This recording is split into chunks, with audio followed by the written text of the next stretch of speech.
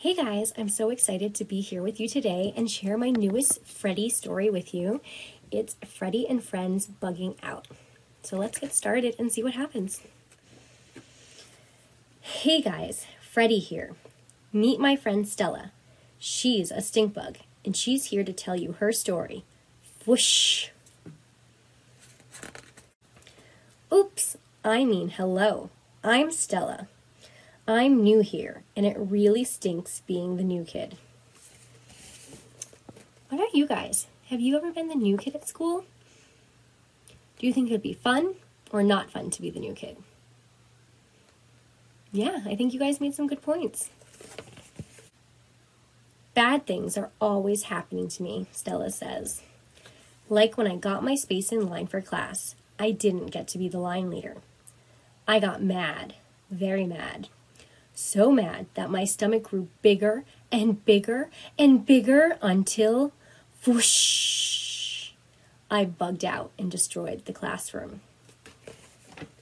Have you guys ever had something like that happen, where you got really mad and maybe you bugged out a little bit too?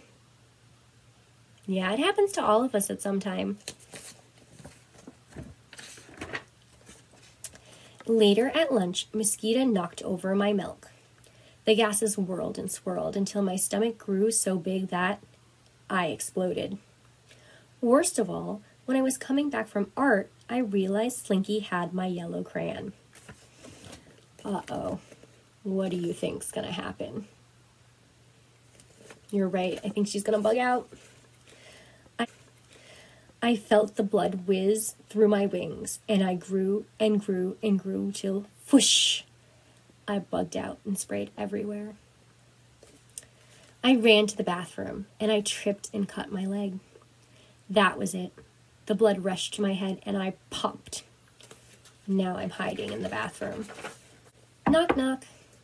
Hey, Stella. It's Freddie. Is everything okay? No, bad things keep happening. So I bug out, I answered. That happens to me too sometimes, says Freddie. Really? I asked. Really? I know someone who can help. Follow me. Stella, meet Mrs. Monarch. Hi, Stella, Mrs. Monarch said. How is everything going on your first day? Not good, I sniffled. Bad things keep happening. I show her my bandage. Oh, no, she says. And that's not even the worst part, I continue. What else happened? Asked Mrs. Monarch. You mean what didn't happen? My milk spilled, I wasn't first in line, and in art class Slinky used my crayon. That sounds like a lot. So how did you respond? Asked Mrs. Monarch. I bugged out, answered Stella. And when you hurt your leg? Asked Mrs. Monarch. I bugged out then too, said Stella. Sounds to me like you're weighing all your problems the same, said Mrs. Monarch. Let's look at their faces. How are Freddie and Stella feeling? Right, your mouth's open, huh? Your eyes are kind of squinted. You're right, confused. It says, I'm confused. Mrs. Monarch took out a piece of paper. All problems have a weight, she said. There are big, heavy ones. These are often emergencies. They may impact lots of people and often require adults' help and time to fix. Then there are meh problems. These are in the middle. They still may require adults' help, but won't take as long to fix. Then there's no bigs. No bigs usually only affect one or a few people. They may feel big, but when you put them on the scale, they aren't heavy and they can be solved quickly and without an adult. But all my problems feel big, I say. I get it, Mrs. Monarch laughs. That's how I feel when I miss my morning coffee. But it's important to make sure reaction is equal to the problem's weight. Bugging out over little things doesn't help. It can make you and others more upset. It can make the problems take longer to solve. But how do you know a problem's weight? Freddie asked. That's a great question. I was wondering the exact same thing. Mrs. Monarch pulled out a scale. Now, you won't always have a real scale, she said, so you have to visualize this in your head. She took one of Stella's problems, like Slinky accidentally taking the crayon, and put it on one side of the scale.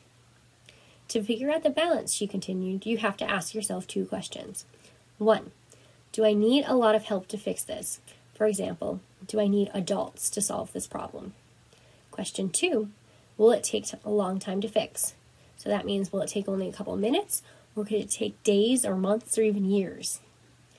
If the answer is a no to both questions, then this is a no big, and you need to match your reaction to that, Mrs. Monarch said.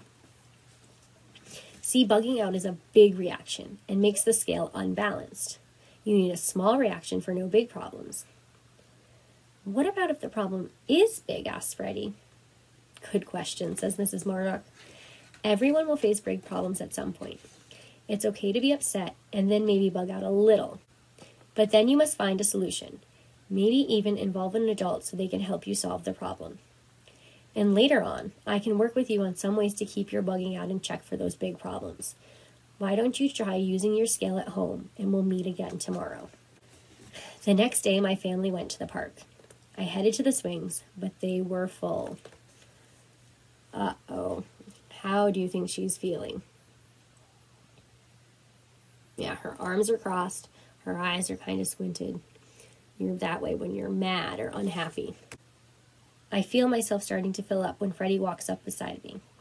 This stinks, he says, and I can tell he's ready to bug out too. I start to agree when I remember our scale, so I ask myself, 1, do we need someone else's help to solve this? What do you guys think? You're right, no, right? Question 2, will it take a long time to solve? You're right again, no. So it's a no big. In our scale, a no big does not mean bugging out. We both deflate and head to the sandbox. When we get to the sandbox, Slinky is there. He's crying and bugging out. What's wrong, Freddie asked. Some of the older bugs picked on me and threw sand in my eyes, Slinky said. So I go through our 2 questions. 1, do we need someone else's help to solve this? Yes, for this one we need an adult's help. Question 2, will this take more than a few minutes to solve? Yes, you're right again. This isn't a quick fix. This is a big problem then on our scale. It's okay, Slinky is bugging out. Freddie says he'll stay with Slinky while I go to get an adult. That night, my grandbug was putting me to bed. We can't find my favorite bedtime story, and I feel my stomach inflate. What do you think's going to happen? You're so good at this. I can't control it. With a giant whoosh, I bug out. Whoa, that was quite a stink, said Grandbug. Reminds me of when I used to flip out when I couldn't always be first. I caused such a stink you couldn't go back into the room for days. Oh, you guys, there's an adult and he has the same problem. I tell him about the scale Mrs. Monarch gave us and he smiled. I wish I'd had that, he said. What I did was take a deep breath and count to 10. As I was counting, I would come up with as many solutions to the problem as I could. If you can come up with a solution yourself, it usually means it's a no big. The next day, I went to Bug Bunch with Freddie. When we got there, Freddie snagged the last seat. Uh-oh. What do you think on our scale? Would this be a big or a no big? Let's see. I felt my belly start to fill as my temperature went up. But I paused and weighed the situation. 1, do I need adult help? No. 2, will it take a long time to solve? No, it's a quick fix. I let out a breath and looked for another chair. Mrs. Monarch offered me her special teacher seat. Then she asked me, how did it go? It was hard, I said, but my problems went away faster when I didn't bug out.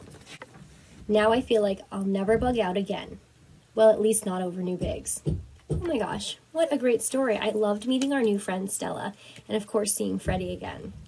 There were so many takeaways from this book.